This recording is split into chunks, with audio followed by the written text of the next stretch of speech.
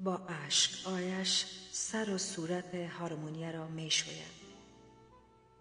گریه می کند، تقلا می کند و حقش کودکانه بلند می شود. می خواهد هم صدا با مرغ حق تا علای صبح خون بگیرد.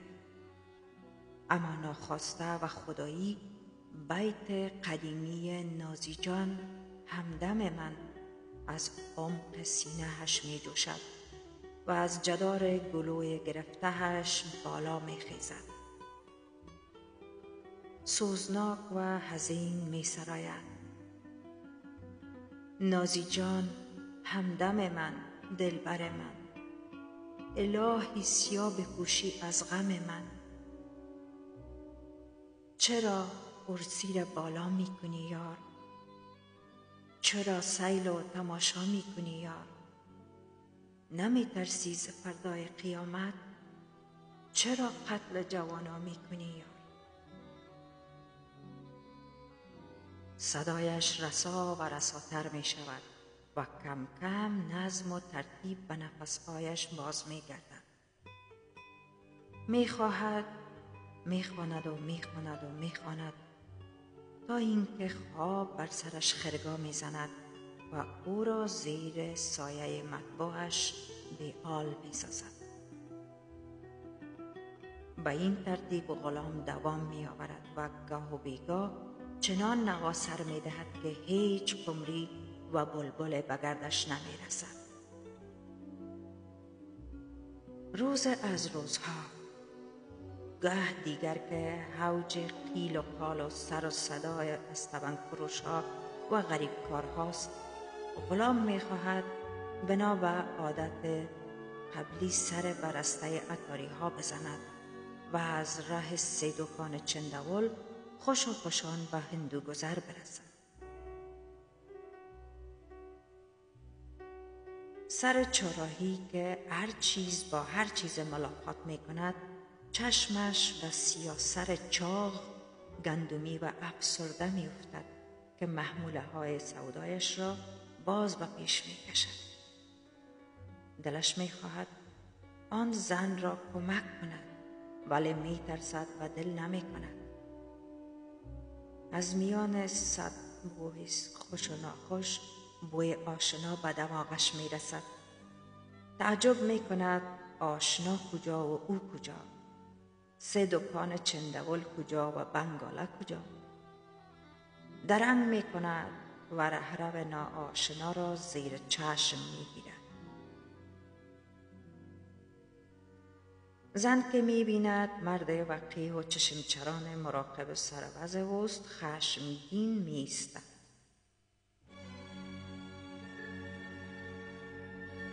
و می خواهد از سر را گمش کند.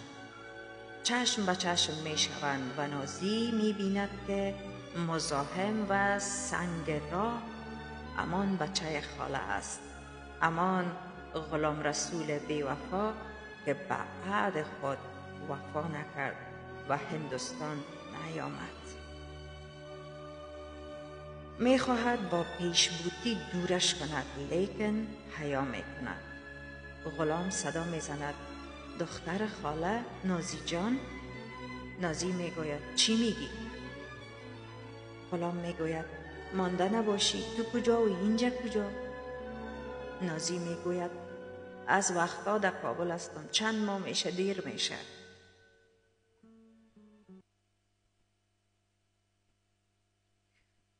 غلام می پرسد بیگانگی برای چی؟ چرا خانه ما پایان نشدی؟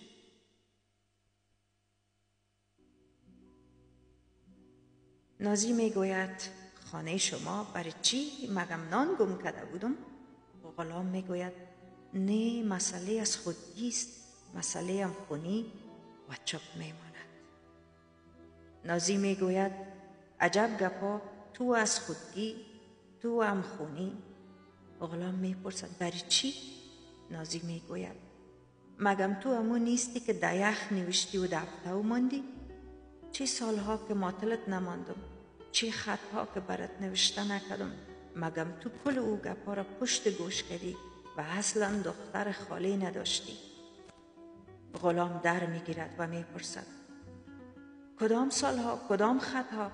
مکه تا بنگالا پشتت آمدم، شو عروسیت رسیدم، صبح شرمسار و خاکسار از امو را پس گشتم.